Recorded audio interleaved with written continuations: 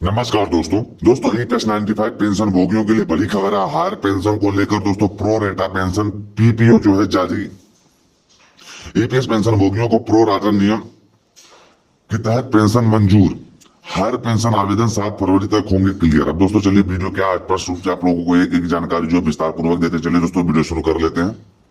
कर्मचारी भविष्य निधि संगठन ईपीएफओ ने प्रो राटा नियम के तहत जो है ईपीएस पेंशन की गणना को मंजूरी दे दी है, जो कि वेतन के आधार पर अनुमानित पेंशन निर्धारित करेगा। इस संबंध में एक सर्कुलर जिसे ईपीएफओ के अतिरिक्त केंद्रीय भविष्य निधि आयुक्त पेंशन चंद्रमौली चक्रवर्ती द्वारा हस्तांतरित किया जा रहा है और सभी क्षेत्रीय और जोनल कार्यालय में जो है भेजा गया है। अब आप लोगों को सबसे पहले ये जानना जरूरी है कि प्रो राटा नियम है क्या।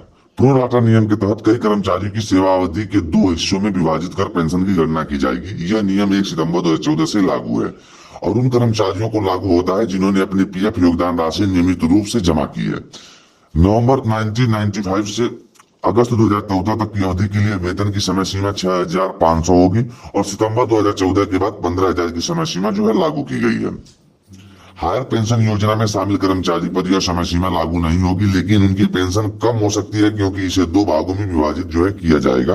सुप्रीम कोर्ट के जो है आदेश और श्रम मंत्रालय की स्वीकृति। श्रम मंत्रालय ने उन चिंताओं पर ध्यान दिया है जो प्रो राटा नियम के तहत जो है लेकर विभिन्न पक्षों पर उठाई गई थी। हालांकि सुप्रीम कोर्ट ने नवंबर 2022 में दिए गए अपने फैसले के तहत ट्रस्ट द्वारा संशोधित उप नियमों को मान्यता देने से इनकार कर दिया है।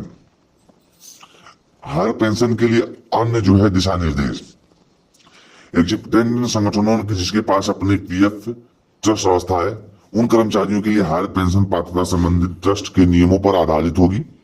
अतिरिक्त योगदान प्राप्त करने के बाद ही कर्मचारी हायर पेंशन के पात्र बनेंगे। रिवीजन के कारण लंबित बकाया राशि उन महीनों के वेतन के साथ जोड़ी जाएगी।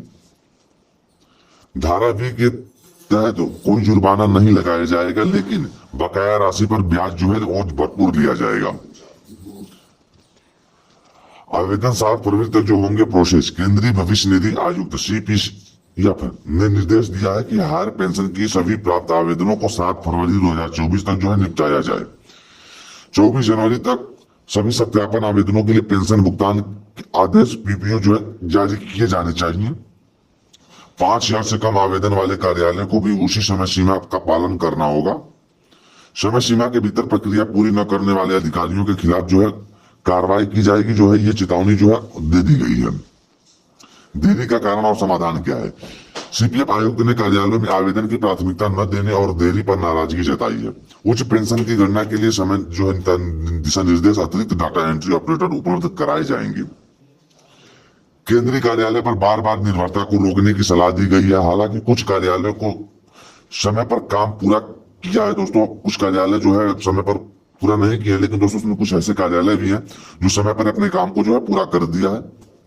अब इस दोस्तों वीडियो से निष्कर्ष क्या है। प्रो राटा नियम के तहत दोस्तों उच्च पेंशन की प्रक्रिया को सरल और तेज बनाने के लिए ईपीएफओ ने सख्त कदम उठा रहे हैं। श्रमिकों को उनके समय पर पेंशन देने और लंबित मामलों को प्राथमिकता से हल करने पर जो है इसमें जोर दिया गया है।